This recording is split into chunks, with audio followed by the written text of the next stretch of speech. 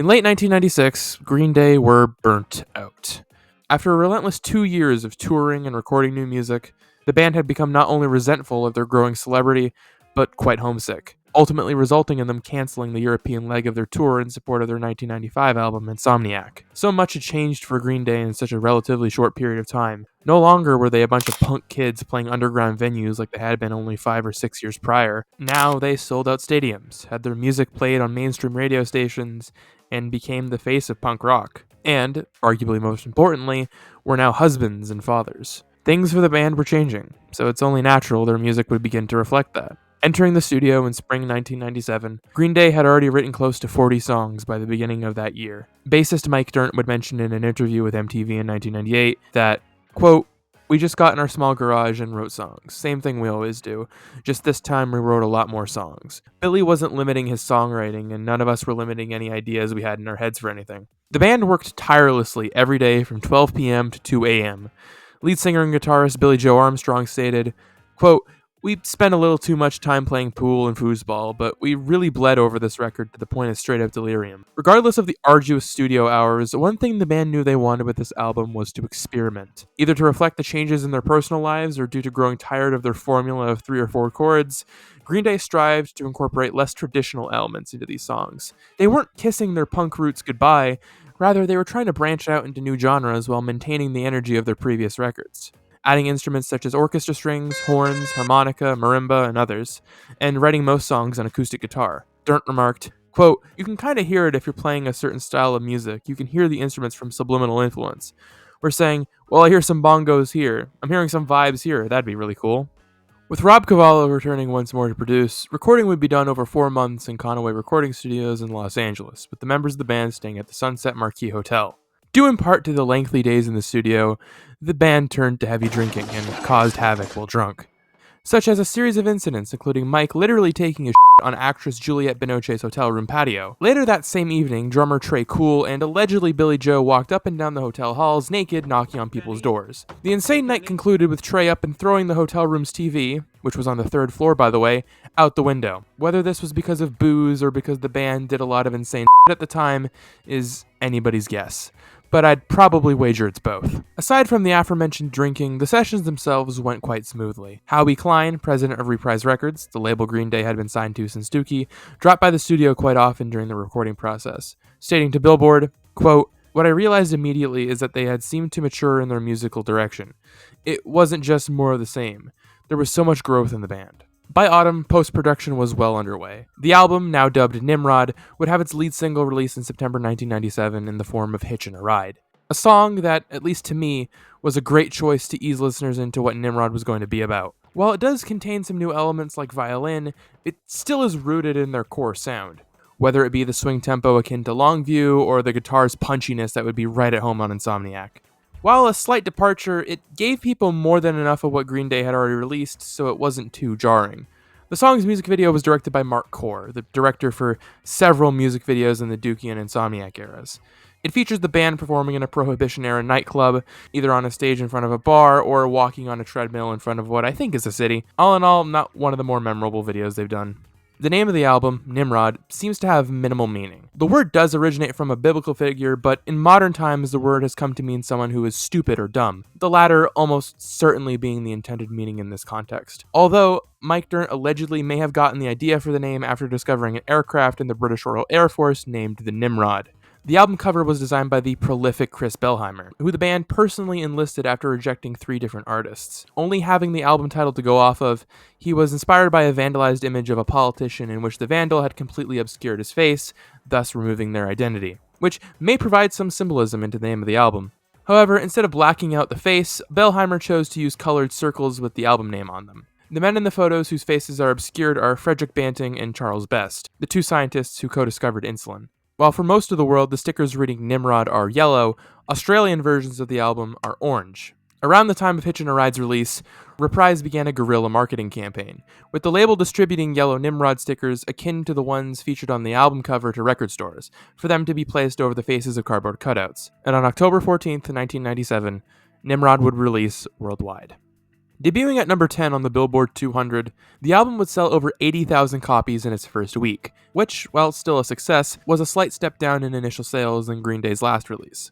But by 2000, the album would be certified double platinum by the RIAA for having sold over 2 million copies.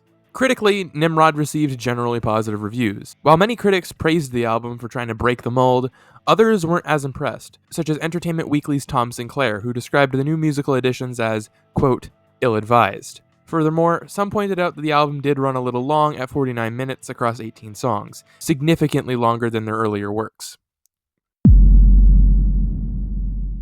The promotional tour kicked off almost immediately after Nimrod's release.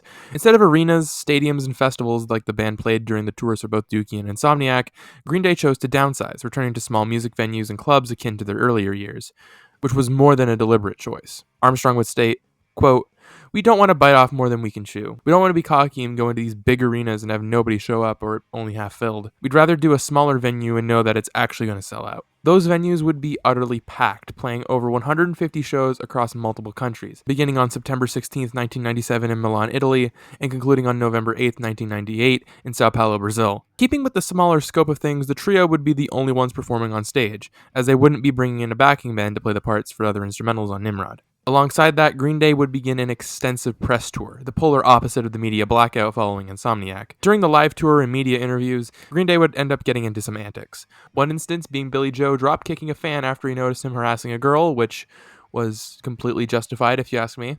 Another was their performance at the now-defunct Tower Records in New York City. Playing a 45-minute 9-song set to a packed crowd of over 400 on Armistice Day 1997, the band grew frustrated after reading that they had apparently lost their punk edge with Nimrod. During the performance, Armstrong spray-painted the word Nimrod on the walls, then crowd-surfed to a window, spray-painted the words "F*** you," and mooned the crowd outside. Later, he yelled, "You can start a riot anytime you want." Afterwards, he stood on 3 CD racks and proceeded to throw them into the crowd. Tre even threw his bass drum down the stairs and caused even more pandemonium, as a full-blown riot ensued once the show wrapped up. It goes without saying that the album signing the store had planned that day was cancelled once the riot ensued. Fortunately, nobody was hurt, and no criminal charges were pressed. The estimated damages from the affair were about $50,000, which adjusted for inflation totals close to $100,000 in today's money. Yet another incident was their interview on Australian TV show Recovery in 1998. After delivering an on-air interview where the band appeared quite out of it, Green Day spontaneously hijacked the interview after Tre asked the audience if they wanted to hear a song, with the trio grabbing the show band's instruments for an impromptu performance, while the host proclaimed, "You can't just do that." Though he eventually went with it, as when they asked what song they should play, you can hear him yell "Platypus." The song they ultimately played was The Grouch, which, due to its foul language, ruffled some feathers of studio executives and nearly got the program thrown off the air. Once the band finished, Green Day were swiftly escorted off the set and were never invited back on the show. Mike Dirnt would also get into a scuffle with the bassist of Third Eye Blind, Ariane Salazar. Salazar would rush the stage while Green Day performed at the K-Rock Weenie Roast and bear-hugged Dirnt, who was taken off guard and fought back, with Salazar being removed from the stage. After the show, someone from Third Eye Blind's camp, either Salazar himself or someone else, smashed a beer bottle over Dirnt's head, causing minor fracturing in his skull. Third Eye Blind's management would release a statement apologizing for the incident, saying that Salazar had too much to drink that night. In the end, no charges were pressed, and the event was ultimately forgotten. There's plenty of other wacky stuff I could mention, like when Mike broke his nose, or Billy's penchant for exposing himself on stage.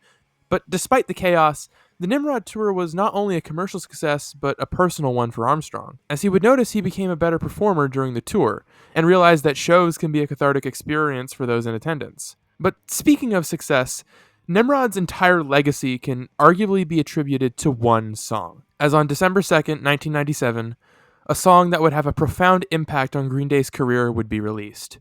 One that I guarantee some of you watching at some point didn't even know was a Green Day song. I'm, of course, talking about the one, the only, Good Riddance, Time of Your Life. This song wasn't just big, it was big. I don't even know why I'm speaking of it in the past tense. It still is a massive song, played regularly on mainstream radio stations, and has more than passed the test of time. It's kinda odd that arguably their biggest song is the one furthest removed from their core sound. Written in 1993 after Billie Joe's ex-girlfriend moved to Ecuador, the song was originally meant as a sarcasm-filled breakup song meant to show his anger towards the situation despite trying to keep a level head. Armstrong would state to Rolling Stone that, quote, It's about trying to be cool, accepting that in life, people go in different directions. People come into your life and it's wonderful, but they seem to go out of your life just as quickly as they came in. That's what the song's about. While it was written pre-Dookie, it never made it on the album. In fact, Armstrong didn't even think it was going to be used for anything Green Day put out. An early version of the song was included as a B-side for Brain Stew, but it never was in serious consideration for inclusion on Insomniac. That is, until the band demoed the song again during the Nimrod sessions. And after recording the song, producer Rob Cavallo suggested adding a string orchestra to the song. The band went away to play one of their many foosball games, and about 20 minutes later, the song had strings, elevating it to a whole new level, and arguably is part of the reason it became such a hit. Through radio airplay and the music video being broadcast on MTV, Green Day would reach success with Good Riddance only matched by their breakthrough album, as despite being written about a bitter breakup, it would take on a whole new meaning to listeners, with it becoming a staple of graduations, weddings, and funerals to this very day. Armstrong would comment on the matter, quote, "It took on a life of its own. I was definitely not thinking about weddings and graduations when I wrote it. A girl just sent me a message on my Instagram saying she had a brother that just passed away, and that became the song her family would listen to that they related to their experience.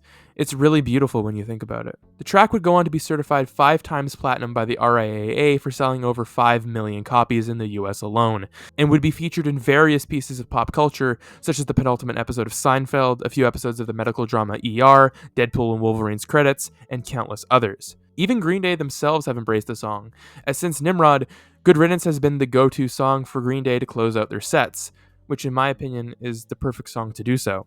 The success of Good Riddance is what gave Green Day an extra boost of relevance that they desperately needed, as around Nimrod's release, Green Day's relevance was beginning to wane. We saw the rise of not only younger punk bands like Blink-182 that would reshape the genre, but genres such as nu metal and post-grunge were beginning to enter the mainstream, meaning that punk rock going into the latter half of the 90s was gonna be facing more competition. The band's experimentation, not just with the mega hit Good Riddance, paid off well. By allowing themselves to get outside of their comfort zone and having it not backfire on them, made them less apprehensive of bringing in more unorthodox elements in the future. Obviously, Green Day would go on to incorporate more folk punk elements on their next release, Warning, in 2000, but you can still feel the influence Nimrod would have even up to 2024's Saviors.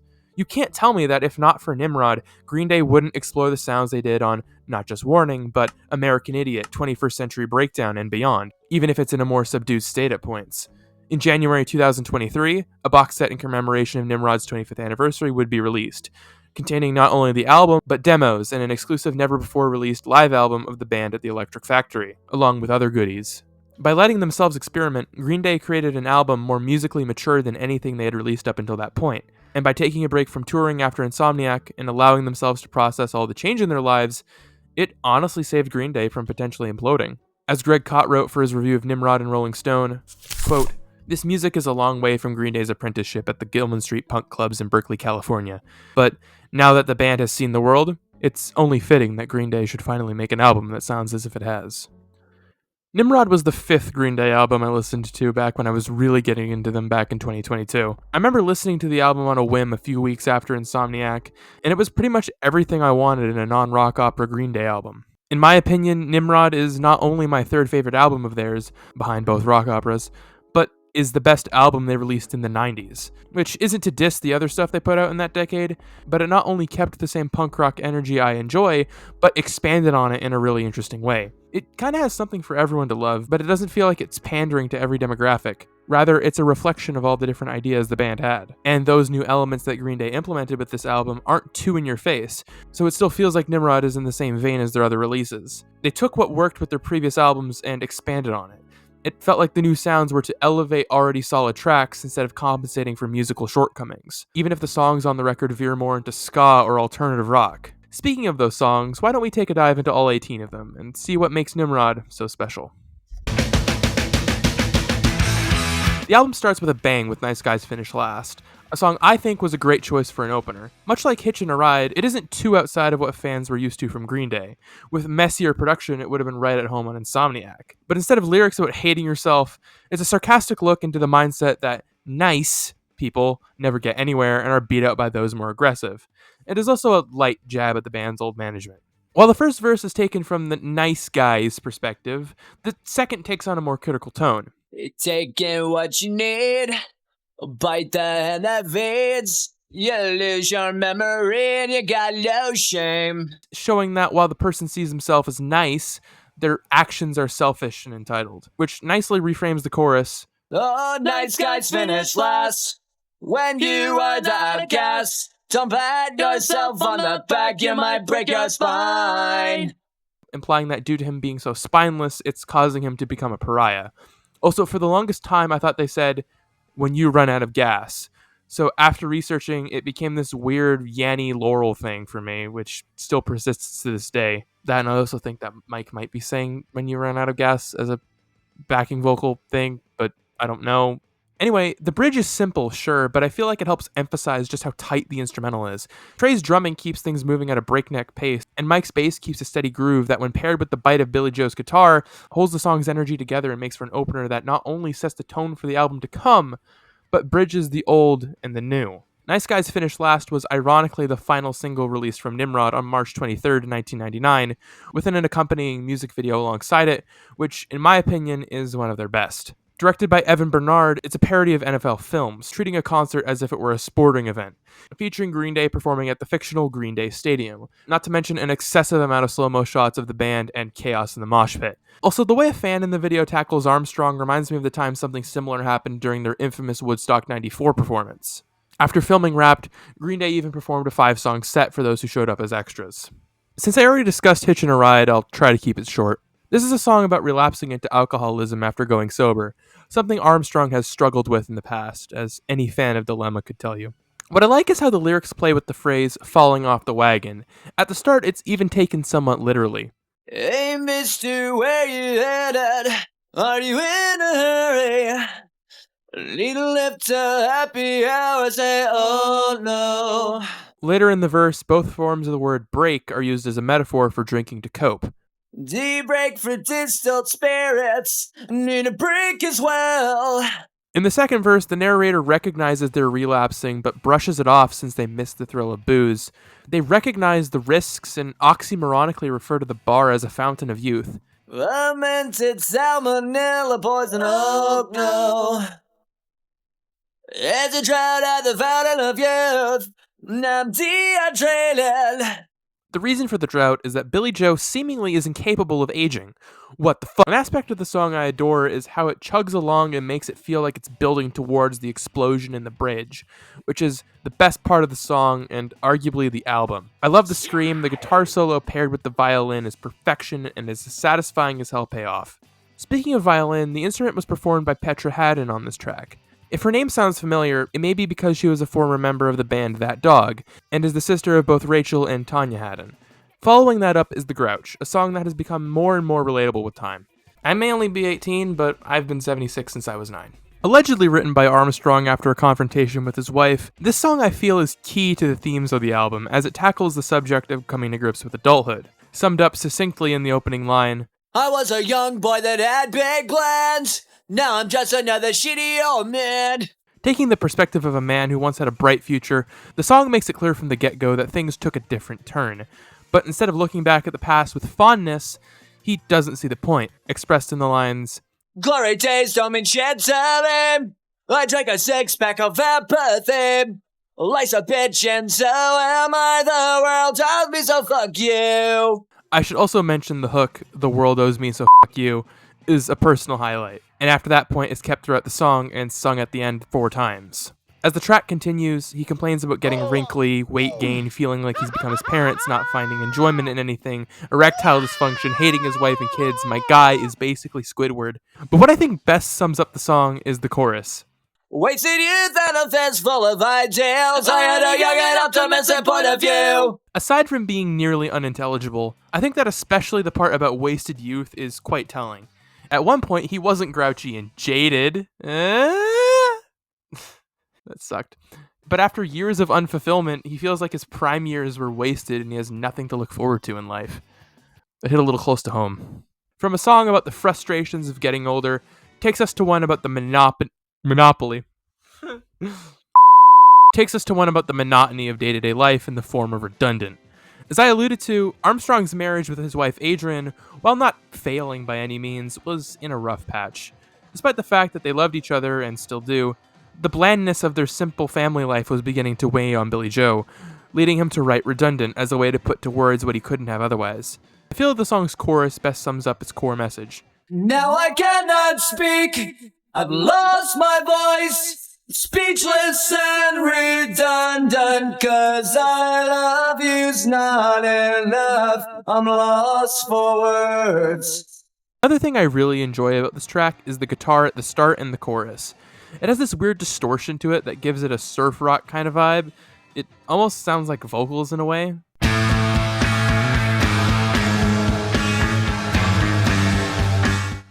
You hear it? The second verse is also stand out in its wordplay. Choreographed and lack of passion, prototypes of what we were.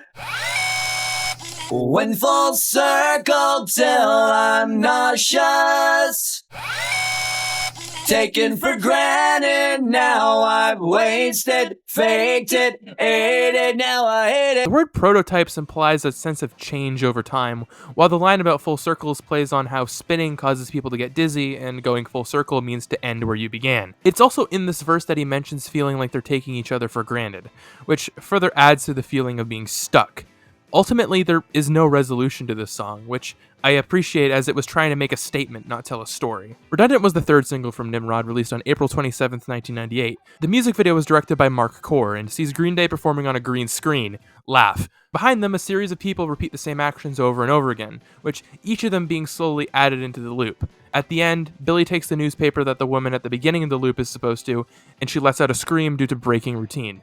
The video's premise was also inspired by the short film Tango. The song then fades into my favorite on the album, Scattered. Everything about it is great. The catchy riff, thought-provoking lyrics, and Mike's backing vocals, it perfectly encapsulates what Green Day is all about, especially in this era of their career. Well, I've got some scattered pictures lying on my bedroom floor. Reminds me of the times we've shared. Makes me wish that you were here, 'cause now it seems I've forgotten my purpose in this life. Well, all the songs have been erased. Guess I've learned from my mistakes, well. Immediately we understand the narrator is longing for someone they once knew, and realizing how much has changed since they left. While it's implied the narrator was in a romantic relationship with them, I feel the lyrics don't limit themselves to that type of connection and are vague enough so that anyone can see themselves in the song. Regardless, on some level, the narrator feels incomplete without them, and senses that they've grown and changed. Open the past and present now, and we are there. Story to tell, and I am listening. Open the past and present and the future too. That's all I've got, and I'm giving it to you. The chorus continues the sense of longing, saying that they will both have lots to share with the person if and when they ever meet again. An aspect I'd like to highlight is the bridge. The way the guitars drop out and you only hear Mike's bass and Tre's drums playing off of each other is a delight. And when Billie sings the first verse again, it doesn't feel forced. Overall, Scattered is a great song that embodies nearly all of Green Day's best qualities. All the Time is another hidden gem, a song that while writing this video I found out has only ever been played live 4 times. In fact, a decent chunk of Nimrod has either never been played live or has only been a handful of times. This song makes the interesting creative choice to start with the chorus, which sounds like it wouldn't work, but it does surprisingly well. The lyrics are about an addict trying to stay sober. I'm noticing a theme. Something I really appreciate is how much he uses the word time. It creates this cohesion that no other song really matches, Green Day or otherwise. Unlike Hitchin A Ride, it seems here the narrator doesn't care that they're relapsing. It's like they're liberated by getting one more hit, even if they know it's self-destructive. Wasting time down a bumfuck road, and I don't know where the hell it'll go. They even go as far as to sell family heirlooms to fund their addiction, which isn't something you should do. However, it's the second chorus that's the most interesting. All the time, New Year's resolutions, how soon that we forget. Doing time and loving every minute, living up on another letdown side. They know that the promises they make to themselves to quit won't work long term, and they'll remain a prisoner to their addiction. Also, if you weren't aware, the final word is a phrase commonly yelled out before drinking. Think saying cheers. Worry rock. It's like a worry song. It's a worry song. You take it, you worry. No. Worry rock is a song I never get the urge to come back to. It isn't the worst song, but compared to other cuts from Nimrod, it doesn't pack the same punch. Similarly to Redundant, this track describes a failing relationship, but instead of expressing one's grievances and remaining love, Worry Rock, on the other hand, paints a dismal picture more akin to pulling teeth from Dookie, describing constant arguing, violence, nobody willing to take blame, and even questions if staying in their relationship is worth it. Specifically the line, "Where do we go from here, and what did you do with the directions? Promise me no dead-end streets, and no guarantee we'll have the road." A minute detail in the lyrics that I think is kind of cool is how the third verse sandwiches the first and second together. It's not much, and you can call it lazy, but I think it's really neat. It should also be noted that this song is what inspired Knockdown Dragout from Weezer's Green album, with the line, "a knockdown dragged out fight," being the source of its title. The song is then juxtaposed with Platypus, "I Hate You," easily the most punk song on the album. Armstrong revealed in a now-deleted tweet that Platypus was dictated to Tim Johann, founder of 924 Gilman Street, where Green Day made a name for themselves in their earlier years. After signing to Reprise, Johann openly slammed them for selling out, and banned them from ever performing there. Clearly, the hatred went both ways, as this was the second song directed towards not only him, but Gilman as a whole. The line,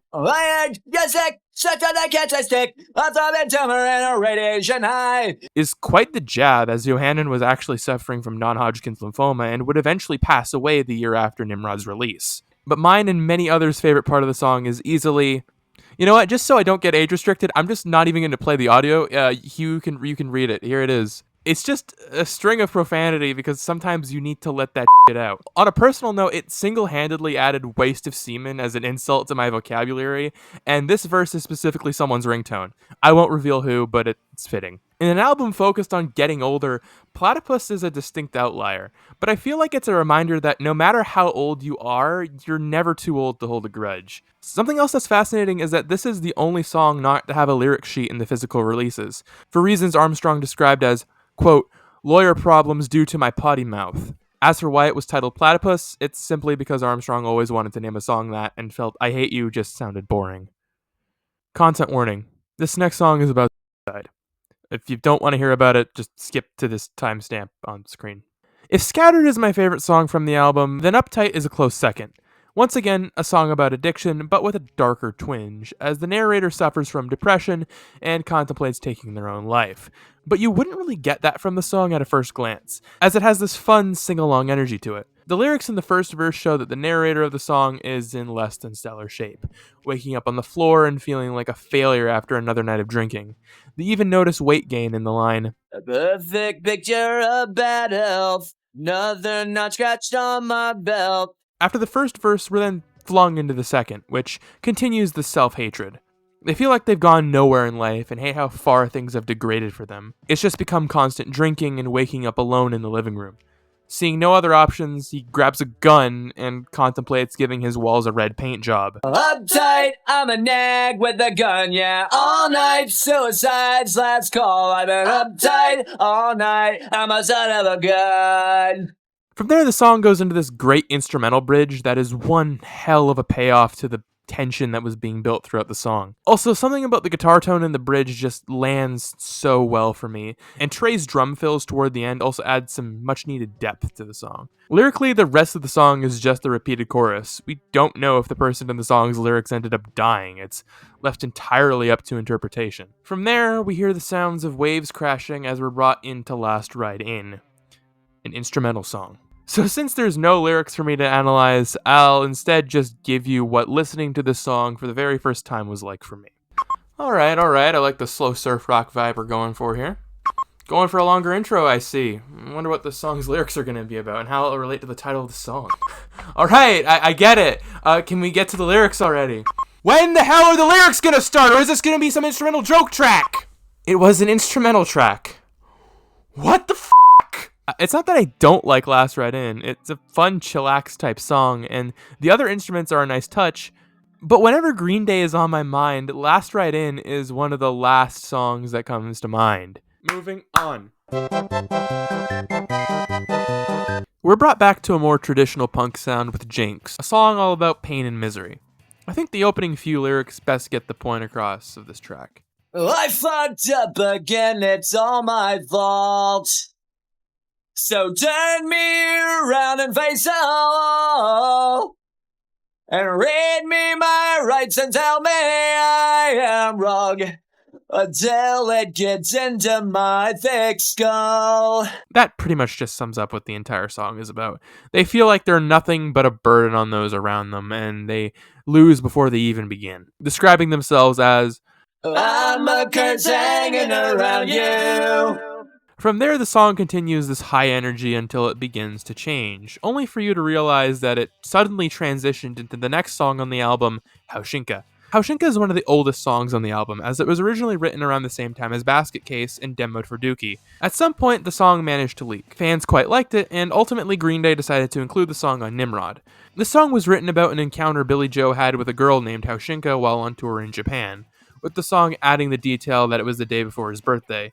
Armstrong primarily remembered her due to her name, something he makes repeated mention of during the song, such as, Haushinka is a girl with a peculiar name. While it's unknown how much of the song is directly based on real-life events, the song uses the encounter as a way to discuss leaving someone behind before you get a chance to tell them how you really feel about them, and wondering if they felt the same about you. But now all you have is your memories of them, as it's likely you'll never see them again. And while I may sound like a broken record, the bridge is easily my favorite part of the song. Will she ever find a way? I'm too damn young to be too late, but am I? Yet again, I'm kicking myself.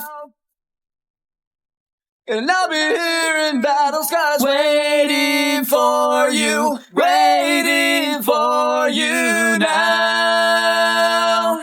The narrator has Haushinka living in their head rent-free, and the line about being too young to be too late may be Armstrong taking a slight shot at himself. At the time, he was only 25, and there were genuine fears in and out of the band that Green Day were past their prime. Regardless, they still have this thought in their head that Haushinka may return one day, which brings us into the outstanding guitar solo, one I want to hone in on. In the demo version of the song, the solo actually plays what would later become the verse melody for Walking Contradiction off of Insomniac.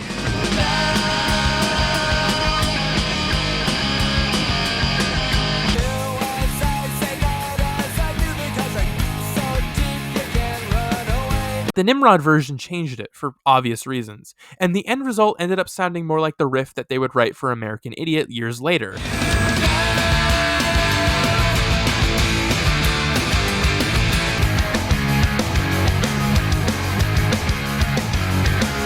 So were they ripping themselves off? Who knows? I also really dig the little bass notes as the song ends. Walking Alone, I walk a lonely road. not that one, is notable due to its prominent use of harmonica. Armstrong actually didn't know how to play the instrument at the time, and on the infamous Recovery interview remarked, I only know how to play that one little part in Oh Susanna, so. For a song that is a bit slower than the rest of the album, it's only fitting that the lyrics reflect this, as the song describes a person who's been made a pariah due to their actions, and all they can do now is drink and reminisce about the good times. Come together like a foot in a shoe. Only this time I think I stuck my foot in my mouth. The opening line of this song is perfect. The way it plays with words to describe how the narrator acting like a jackass is a perfect match for them is brilliant. In the chorus, they note how if they had just thought about things before they said or did them, they wouldn't be so alone. They never blame their old friends, instead just themselves, but they know that it's too late now. Again, there really isn't anything too deep with this one. For one that does go a bit deeper, look no further than Reject. The song was inspired by an incident where a grandma bought their 8-year-old grandson Insomniac as a gift, unaware of its liberal use of profanity. Distressed, the boy's mother wrote Green Day a strongly worded letter how she felt about the album's lyrical content, and calling them a bad influence. However, Billie Joe Armstrong would write back, essentially telling her to f*** off, and he takes pride knowing that she won't be supporting them. I can only imagine what she would have thought of Platypus. The line in the song, What's the difference between you and me? I do what I want, and you do what you're told. is almost directly lifted from his response letter. The song in its entirety is basically a continuation of Armstrong's reply. The first verse plainly states that he doesn't care if she hates his music because he's still gonna make it. The chorus, however, is quite interesting, as it directly references Bikini Kill's final studio album, Reject All American. So when the smoke clears, here I am. You're a reject all American. Armstrong would mention in an interview with Billboard that Reject All American actually had an impact on the direction Green Day ended up taking with Nimrod. Quote, I really liked the way Bikini Kill's last record came out. They challenged themselves more. I was into the way they did it, and since they came from the same background as us, it was easy to relate to. Some also say that the line could have been where the band The All-American Rejects got their name. Meanwhile, the rest of the chorus, Suck it up your social sex, making you a nervous wreck. Telling back and hell again I've gone.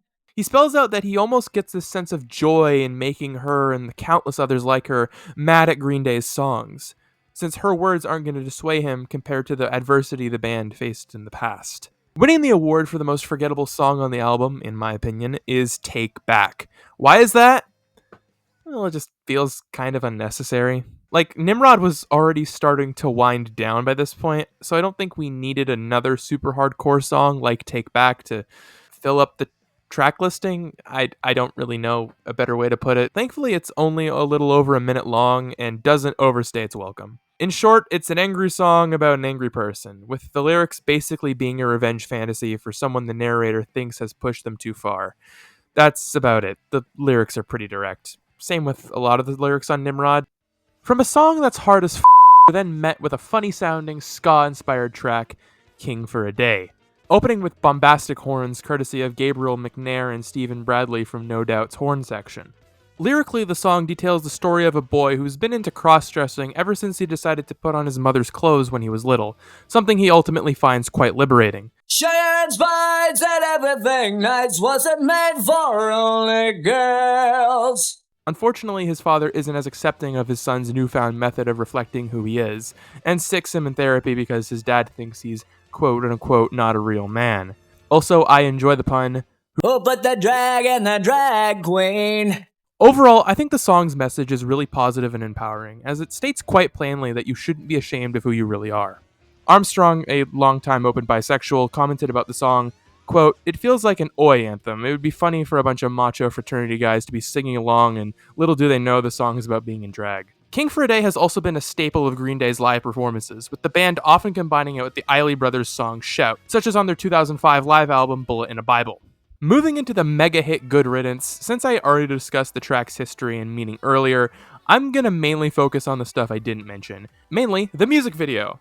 Directed by Mark Core once again, the band turned down countless other video suggestions from previous directors due to being too morbid, and ultimately settled on an idea Armstrong had.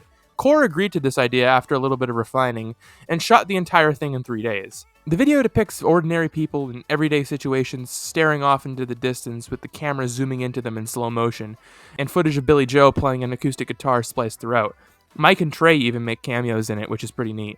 The whole gimmick of the video was kind of playing off the lyric, So take the photographs and still frames in your mind. which I like, as it really helps the video's key theme of those moments in life where everything just stands still and the world around you just seems so clear. The video would even win Green Day their first MTV Video Music Award for the category of Best Alternative Video, and it currently sits at over 100 million views on YouTube. The single version would feature some slight alterations. Mainly the title would be inverted, so Good Riddance was in parentheses and Time of Your Life was the main title. And more notably, the opening was shortened to remove Armstrong messing up, likely to cut out him uttering F***, even though in the album version you can barely hear it.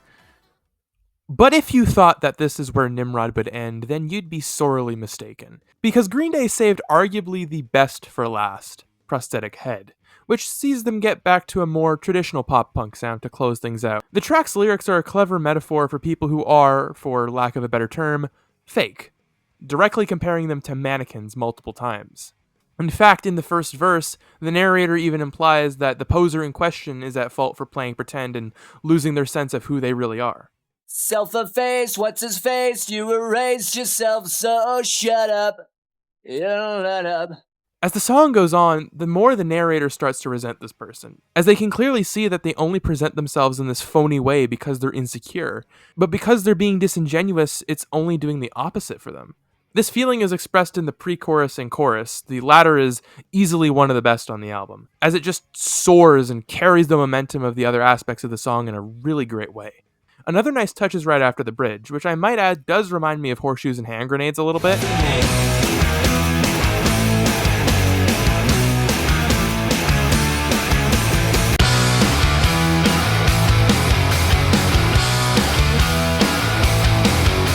Once the bridge finishes, you can audibly hear Billie Joe cough, and when he starts singing the reprise of the first 2 lines of the first verse, it sounds as if he's out of breath. I see you. You can call it a flub, but I find it more similar to an Easter egg, almost as a reminder of the human touch behind music. From there, the song repeats the chorus a few more times, and the album ends on a satisfying note. It should also be noted that Prosthetic Head had a limited single release exclusively in Germany. Whew! Alright, that's every song from Nimrod covered. Man, I forgot how long this album was. It has the same amount of tracks as 21st Century Breakdown. But that's it. I talked about every single song from this album's track listing, which is the exact same in the entire world. Wait, what's that country down under there? What? Oh no. Damn you, Australia!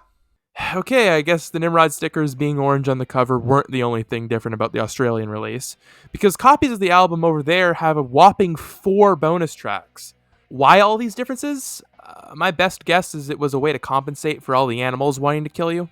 These songs in sequential order are Suffocate, Do Da Da, Desensitized, and You Lied. I'm not going to go too deep into these songs given they're all just bonus tracks, but damn Australia, you got some good bonuses. Suffocate is probably my favorite of the 4. I've always felt that it has this energy of falling down the stairs, but like in reverse. I've already talked at length about Do Da Da, so just go see my Insomniac video if you want to learn more about it. Desensitized is also super punchy, and not to mention Mike absolutely killed it in the intro with the bass. Ball bat. It's also the only song added as a bonus track in my arch nemesis for exclusive songs, Japan. Can't really be as positive with You Lied. It's not a bad song, but it just doesn't have a lot of replay value for me. Don't get me wrong, Australia, I love you. But man, I'm jealous that you got these extra songs on Nimrod. But hey, not everyone can say they've lost a war to birds, so it all evens out. As for B-sides, several of the aforementioned were included as B-sides for Good Riddance, plus the song Rotting. And Hitchin A Ride Got Sick of You, as well as the instrumental song Espionage, which was also included on the soundtrack to the second Austin Powers movie. But don't worry, all of these songs would later be included on Green Day's 2002 compilation album Shenanigans. Reeling things back to the album's track listing, after branching out and experiencing so many different genres and sounds, Prosthetic Head really brings things home, nicely bookending Nice Guys Finish Last in the process. Almost as a way to say, hey, we may do some more unorthodox stuff now and in the future, but we're still a pop-punk band at heart. And for an album that's nearly an hour long, Nimrod doesn't feel like it meanders around and wastes time with filler songs. Nearly every single one of them has their own unique identity both in terms of song structure and instrumentation, which may initially seem like they'd clash with one another, but through shared lyrical themes and general production, the 18 tracks all feel cut from the same cloth while still taking the listener on a journey through new sounds. All to Billie Joe Armstrong singing about his struggles of getting older, something we all must confront at some point in our lives and has allowed Nimrod to transcend the era it was released. Nimrod was Green Day wanting to expand on their established sound, and where countless other acts would have come out with an album feeling disjointed and forced, Green Day instead managed to craft what many consider a defining album in their discography, that seamlessly merges sounds both old and new, and one that, above all else, strived to keep pushing punk's boundaries. Okay, so I'm actually done for real now. Yes, I know Nimrod was an album that a ton of you guys have been requesting me to cover for quite some time now, pretty much ever since I clicked upload on the Insomniac video. But it's one that I mainly held off on because I personally didn't want to talk about the album at the time. Mainly it's just because it wasn't something I personally was interested in, since there was plenty of other videos, as you now know, that I wanted to make before then, like all this good stuff. Look at it here. Woo. But now I felt finally up to tackling this album, and I swear to God, if you start asking for a warning video after this one, I will yell at you loudly and somewhat menacingly. So you have been warned. This is a... You saw it there. You saw it there happen live. Anyway, I do hope that you enjoyed how this video turned out. I hope it was worth the wait. If you did like this video, then like the video. And if you're new to the channel, feel free to subscribe and turn on notifications so you know whenever I decide to upload again. And until next time, see you around.